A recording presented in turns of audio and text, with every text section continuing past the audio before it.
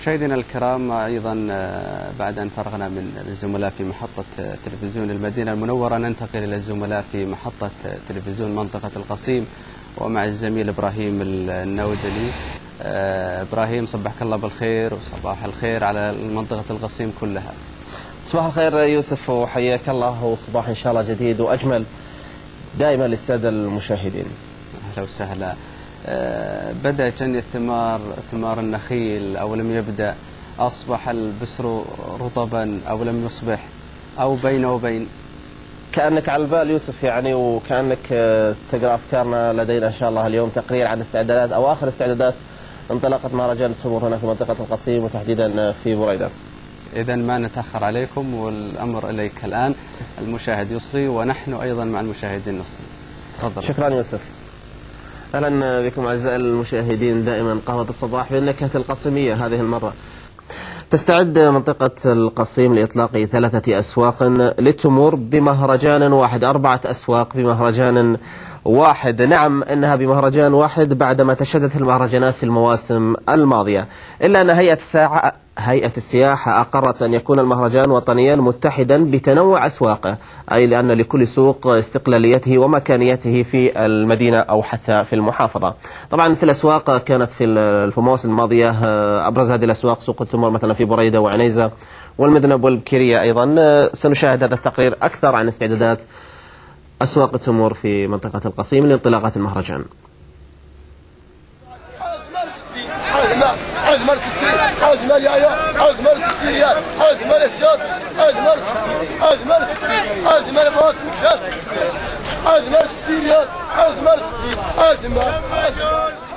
تستعد منطقة القصيم لاحتضان موسمها التسويقي السنوي والخاص بموسم التمور، والذي بدأ قبل 15 يوما تقريبا.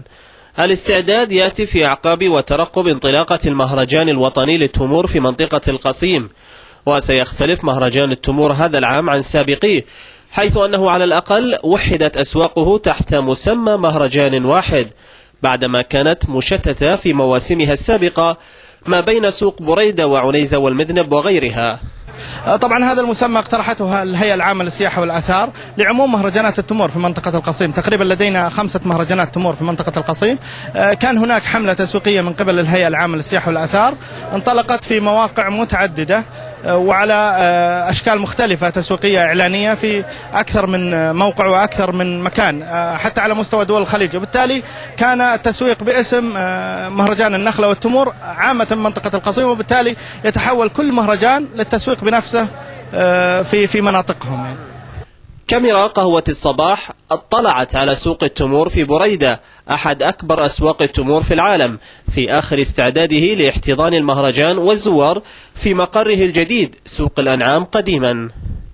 فرغم عدم اكتمال المشروع، إلا أن المساحة الموجودة حاليا في السوق الجديد تعادل ضعف ما كانت موجودة في السنوات الماضية في السوق القديم.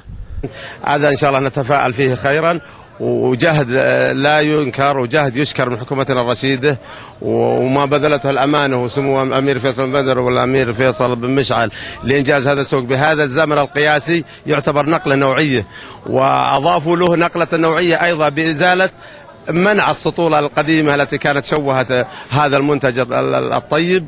والحمد لله الآن كما ترى الساحة لم يكن أحد منتظر خارج الساحة، رغم أنه انتلت الساحة رغم كبرها وأنها 5 أضعاف عن الأولى، إلا أنها انتلت السيارات.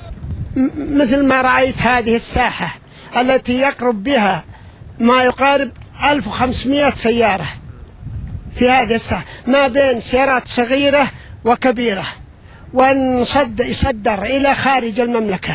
بالتأكيد طبعا المساحة الآن توسعنا يمكن أكثر من 50% من مساحتنا السابقة. أصبح لا يوجد هناك انتظار مزارعين، جميع سيارات المزارعين وجميع إنتاجهم موجود في الساحة الرئيسية للسوق، وبالتالي يبيع إنتاجه بوقت قياسي يعني. ويصادف مهرجان التمور في القصيم هذا العام بدئه قبل أسبوع من دخول شهر رمضان المبارك، وهذا ما يجعل المهرجان وأسواق التمور بالمنطقة شأنا تسويقيا أكبر إعلاميا واستهلاكيا، لا سيما وأن موسم أكل التمور يعد شيئا لا غنى عنه في رمضان. لا بالطبع، هناك نشاط وحراك ثقافي حتى على مستوى المهرجان. هناك يعني عمل برامج مكثفة لبعض الشباب اللي يرغبون في تعلم كيفية تجارة التمور، تعلم جني المزارع، كيفية العمل في مجال التمور. هناك برضو يعني هناك مناسبات أخرى قائمة على هامش المهرجان، مثل مناسبة مثلا أحد الرواة التي يتحدث عن المزارع في القديم، ماذا كان يعملون أبائنا أجدادنا في تلك الحقول، كيف يجنون ثمارهم، كيف يبيعونها، كيف يصرفونها في الأسواق. أيضا هناك بعض المواقع الخاصة بالأسر المنتجة على هامش المهرجان التي أقيمت في مركز الحرفيين التي ترعاها هيئة السياحة. سيكون إن شاء الله هناك تواجد ما بين 10 إلى 15 أسرة منتجة تبيع منتجاتها متعلقة أيضا في التمور. هذا ومن المتوقع أن يحظى المهرجان بتغطية إعلامية غير مسبوقة في جميع أسواقه، وستكون قهوة الصباح متواجدة بشكل أكبر في المهرجان في الأسبوع المقبل. 60 ريال، واحد محمد، واحد 61 واحد 61 اثنين 73 عددها 2 62 كما وعدناكم إن شاء الله في التقرير سيكون هناك تغطية إجمالية وأكبر إن شاء الله في الأسبوع المقبل لجميع أسواق التمور في منطقة القصيم. نذكركم أنه سينطلق إن شاء الله يوم السبت المقبل المهرجان، طبعا بافتتاح من نائب أمير منطقة القصيم الأمير الدكتور فيصل بن مشعل إن شاء الله. يوسف إلى الرياض.